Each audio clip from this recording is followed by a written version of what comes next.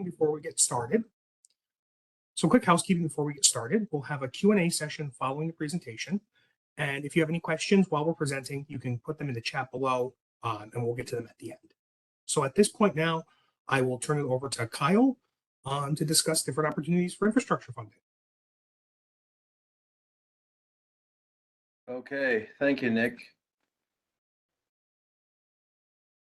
Just prepping a little bit on my end with the electronic infrastructure. Yes, absolutely. Again, my name's Kyle Wilbur, and I am with the New York Department of State. And I am going to be discussing with you all three programs that can fund infrastructure, but do not have infrastructure as their core or main funding directive, but good programs nonetheless, and ones that can help out local governments as well as other types of community organizations, nonprofits, and dealing with infrastructure issues. Next slide. So our first program is our local government efficiency program, and I did sneak a peek at the attendees, and I see some names that I recognize. So I think there are folks on this who probably have dealt with our LGE program before, but there are others I'm sure that have not. So our local government efficiency program is about 20 years old now. It's had various names, but the intent of it is to fund local governments, implement and plan for ideas that reduce costs through shared services or consolidations. So we're going to talk about this program first. Next.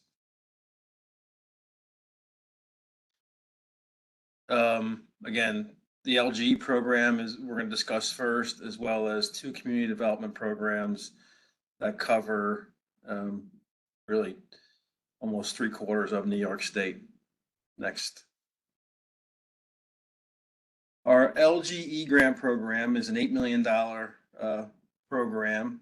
We have confirmed that $8 million is in this year's budget. And with that, we can fund both planning and implementation. So what we do is we allocate 10% of our funding to planning. The statute that governs our grant program talks about planning and implementation. So we set two basic thresholds for implementation and planning. Basically max numbers or up to numbers. So 7.2 million for implementation, 800,000 for planning. Often we don't get to the planning threshold, so any unused planning dollars will go back into implementation. For our grant application, last year, if you applied, on previous years too, we've used the CFA portal. We're not in the general solicitation, but we do use the portal. So last year, our deadline was actually this January of this year. So applicants applied through the CFA portal. This state's anticipated late summer of 25. We don't have a definite date, but we're hoping to get something out again late summer, maybe early fall. Next. So for the LG program, as I mentioned earlier, the intent is to help local governments implement shared services and consolidation projects across the whole spectrum of services, including infrastructure. The applicants really are all entities that are providing public services. So you'll see here our general purpose governments, town, villages, cities, school districts, counties, more special purpose governments, including school districts. And we can also fund special improvement districts, water and sewer authorities, and regional planning boards. Our expenses, I say this in all my presentations, really expenses that are consistent with other grant programs. We do a lot of contractual professional services, equipment. We can fund local government staff, personnel, staff, as long as the service they're providing is transitional in nature. So it's either transitioning a service to a different local government or doing something new that they haven't done in the past. We can provide for personnel services. Next. Our planning implementation split. Again, this is in statute.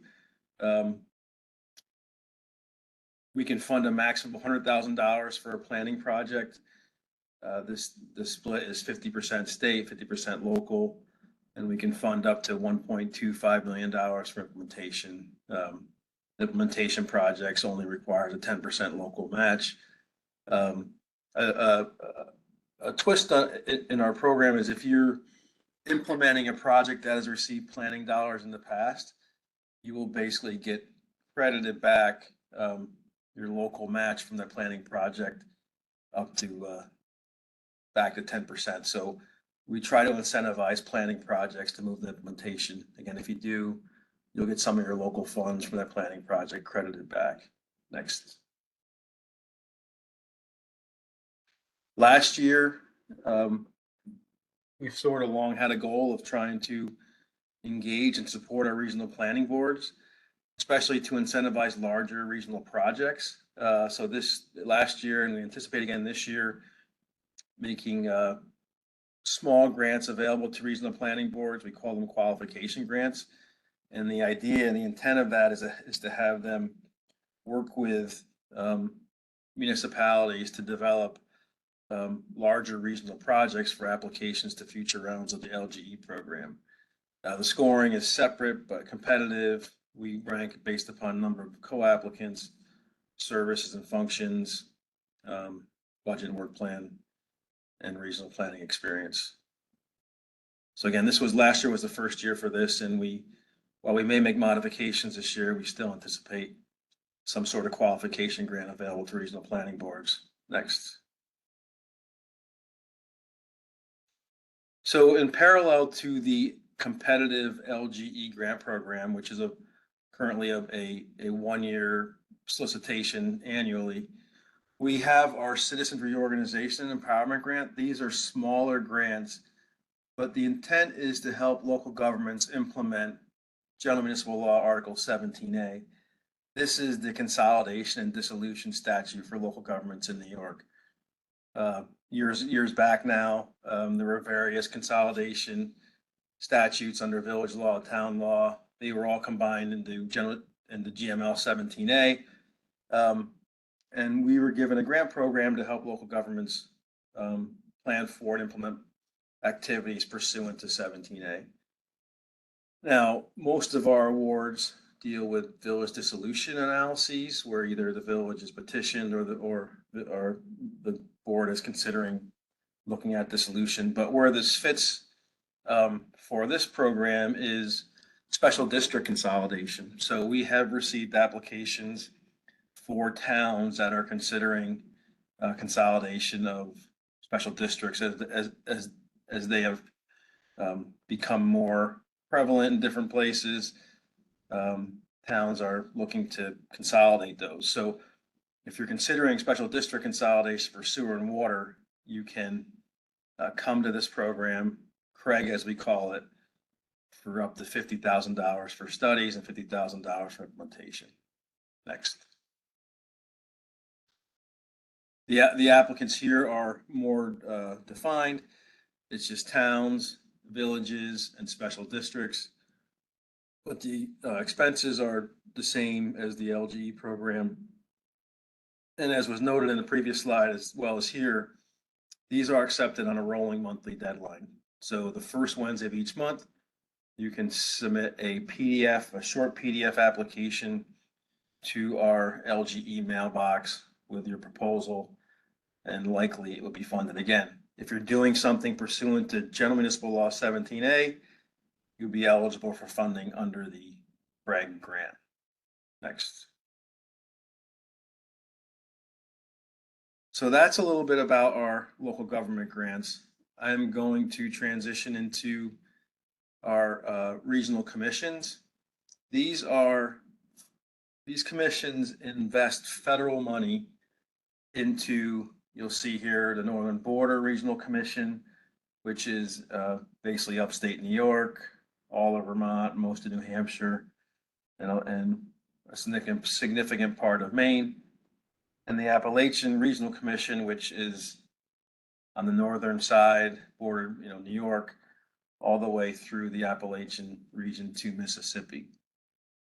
These are federal dollars invested really at the state's direction. So the commissions are pseudo federal agencies. We don't administer contracts at DOS for these, but again, we help select the projects and are very involved with the management of the commissions. Next. This is the overlay of the NBRC and ARC regions in New York. Green is the northern border region. Blue is Appalachia. Recently, I should have noticed this, Nick, but Wyoming County was added to the NBRC region. Schoharie as well. So Schoharie is now in 2 different regions. We're working on how to manage that, but Wyoming is now part of it. But NBRC, the green counties, originally when it was created in 2008, only included 14 counties. With the Farm Bill in 2018 and more recently last year, NBRC is now up to 30 counties in New York. Next. Next slide. So the NBRC program, what is it? You can say really what I'm going to describe for NBRC is very similar to the Appalachian program. The Appalachian program was created in 1965, NBRC in 2008. So a lot of what we do in NBRC is built upon where the ARCs come from. But the goal of these commissions, and you can read this here, I won't read the mission and vision directly, but the goal of these commissions are to invest federal funding in more rural, underserved areas of states that are parts of the commission. So, in the past, some of these areas have either had low investment federal funding or have had significant challenges here in the northern border. Downturns in use of the northern forest with paper products, things like that, stimulated the creation of a report for the northern border or northern forest, and hence the creation of a Northern Border Regional Commission. So we really want to build on the history, the heritage industries, things like that, and leverage the communities for economic development. So unlike some of our sister infrastructure agencies that do infrastructure for environmental purposes, really, we're looking at infrastructure for community and economic development. Next. You've already seen the map. NBRC is a 4-state partnership. How that works is there's a federal co-chair who's appointed by the president. Then the governors of each NBRC state are the members of the commission, and they in turn appoint a alternate. The alternate in New York is the Deputy Secretary of State for Local Government, Mark Pattison. I am the program manager. So the goals of these, again, are to utilize federal funding to invest in state and regional priorities. Municipalities and nonprofits are eligible, schools, colleges. The match is 80-20 or 50-50. The dark green counties are labeled as distressed. The match there is 80-20. The light green counties are 50-50. In New Hampshire, there's a competitive county, I believe, or attainment county that's ineligible for NBRC funding, but that does not apply to us. And we can do both planning and implementation. Next. Again, this is a map of our NBRC area and our distress criteria. You'll see here, this does include Wyoming and Schoharie County in the map. Most of our counties are distressed as defined by NBRC, requiring just a 20% match for grants. That match, I'll talk about this later, but that match can be local, state, It can also be federal dollars, which is unique to the MVRC and ARC program. However, you cannot have more than 80% of federal funding total in a project.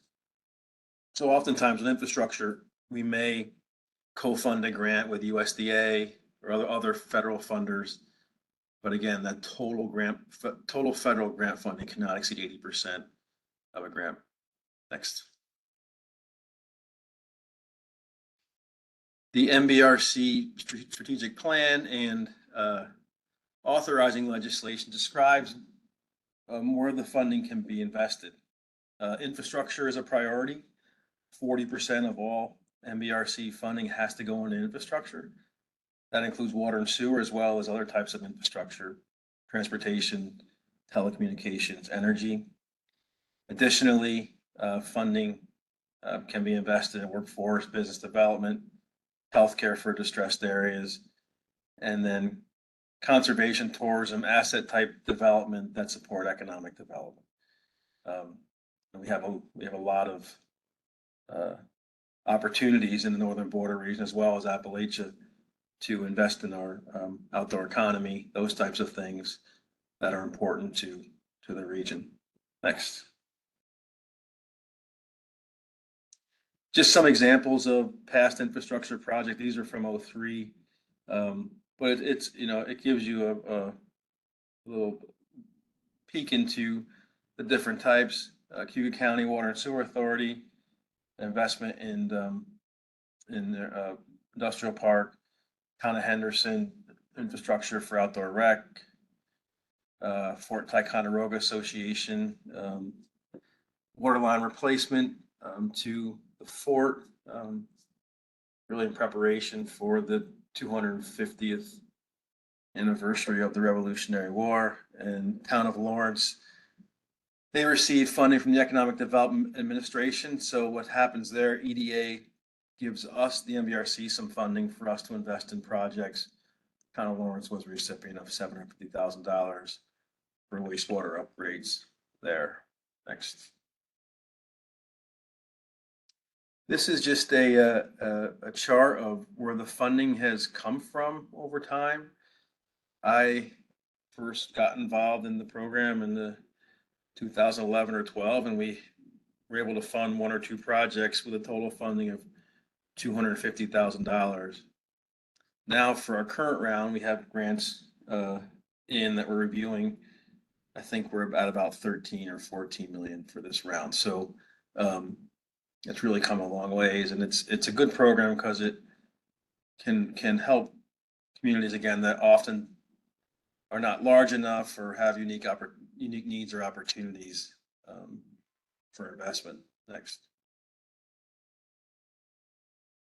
Here's our slide. I knew we had a slide on how much was available. So in 25, there's about $97 million across the 4 states, 56 of that in the spring. Again, we're in that round right now. Pre-applications were due March 7th, full applications a few weeks ago on the 18th of April.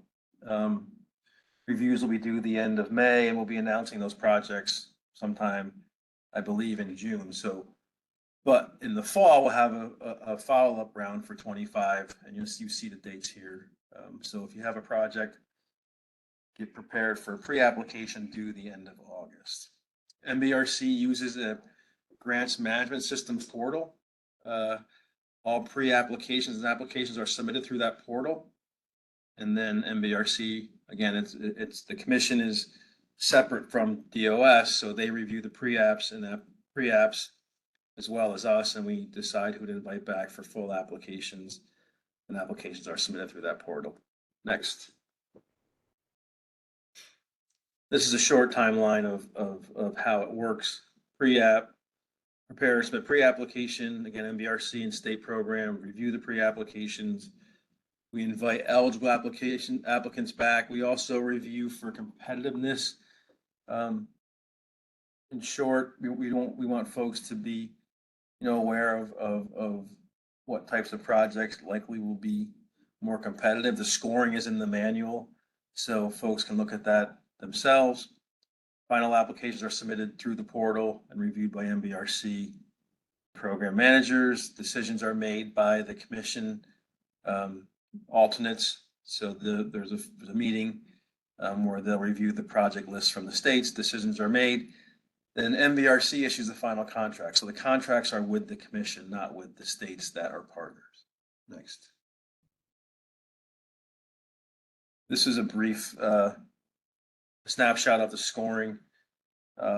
You can read this yourselves, and the guidance is on the MVRC website. But how it works is the commission themselves, staff there, they score for things like project readiness, capacity of the applicant, budget, and alignment with the commission's priorities and strategic plan.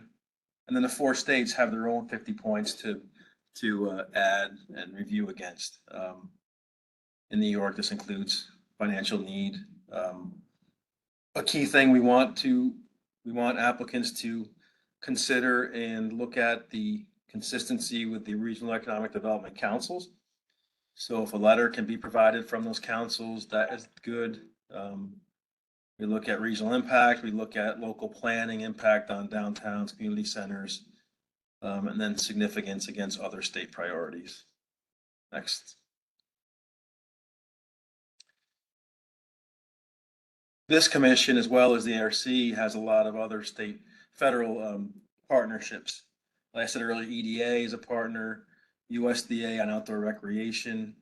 We support the Department of Labor's work program partnership. That's a grant program that community organizations can apply for workforce training. That has no match. So if you're interested in workforce stuff, search DOL's work program. FHWA for wood-based infrastructure, and HRSA for rural health.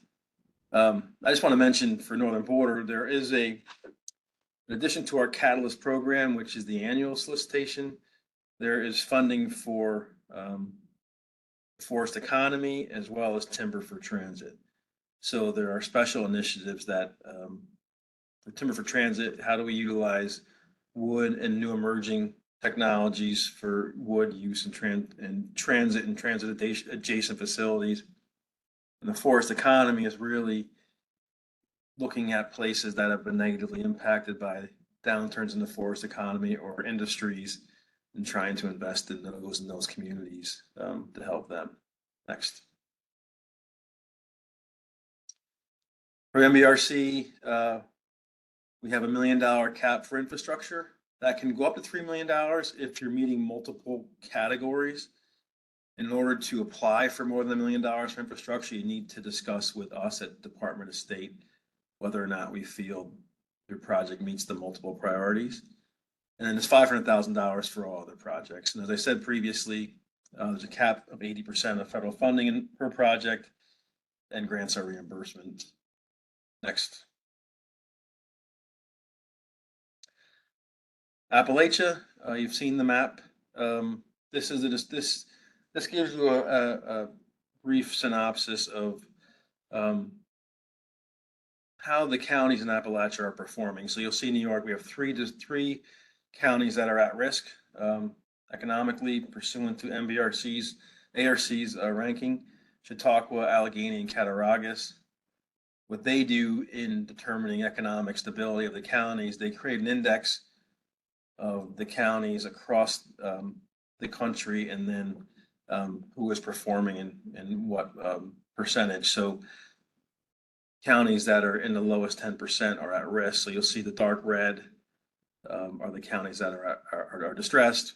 Lowest 25% are at risk, which is the 3 western counties in New York, and then the others in New York are transitional. Next. So in New York State, for the ARC program, and like MVRC, I should have mentioned regional planning boards up there, but like in MVRC, like Champlain, Lake George Regional Planning Commission, Genesee Finger Lakes, Central New York Regional Planning Board, Mohawk Valley Economic Development District, Capital Region Regional Planning Commission, and Development Authority in North Country. There are partners in Northern Border. In Appalachia, we work with Southern Tier 8 in Binghamton, Southern Tier Central in Corning, and Southern Tier West in Salamanca. We work through these regional planning boards to develop pre-applications and projects. They do a great job in developing project ideas and acting for and on behalf of local governments and community groups in Appalachia. Like MBRC, the governor, there's a federal co-chair for the Appalachian program. The governors are the members, and I'm the program manager, and Mark Patterson's the deputy secretary of state, and George Korchowski is the assistant program manager. Next. These are the 5 investment priorities for ARC, very similar to MBRC: business and workforce development, business development, workforce ecosystem development, critical infrastructure, culture and tourism, leadership and community capacity. To me, perhaps one of the biggest things of our commissions is their willingness and their directive to focus on community capacity. We are able to provide funds to the regional planning boards and others to help local governments and potential applicants develop projects and really train them and help them sustain their own services through community capacity initiatives. They both also have a big focus on leadership development. So besides the grant money for projects in the ground and on top of the ground, the capacity element is very critical. Next. In 23, ARC investments in New York were almost $10 million, 53 projects. You can read these, but we were able to train folks, support jobs, build infrastructure, all good stuff. Next. This year, pending future budget allocations, and last year we received about $7.4 million for investment in New York State. The annual allocation to ARC is $200 million. In 24, 25, there was a continuing resolution, so we received the same amount of money. There's also money that we're still being allocated from the Infrastructure and Investment Act from 4 years ago. But it basically boils down to $200 million per year for the annual program, of which some of that goes for area development, as we call it. Area development are the annual projects. There's also funding for a power program, which helps with communities impacted by coal. The INSPIRE program is investments in recovery ecosystems from the drug epidemic. Next. And as I mentioned before, just a few seconds ago, ARC was a recipient of $1 billion over 5 years from the Infrastructure and Investment and Jobs Act. We're going into the final year of that. From that, we get about $4 million. There's also an annual multi-state initiative called ARISE. We can apply for projects there, and then $10 million towards capacity development. Next. That's me. I hope I made sense. Just to summarize the 3 programs: local government efficiency is for infrastructure, shared management of infrastructure, consolidation of infrastructure, $8 million. And MBRC and ARC are infrastructure programs in support of economic development. We're a key piece. We're not the big funders for this topic, but again, we do it and we'll continue to do it. So thank you. And if there are questions, I'd be happy to answer them. Great. Thank you so much, Kyle. I will stop sharing my screen with the presentation. We will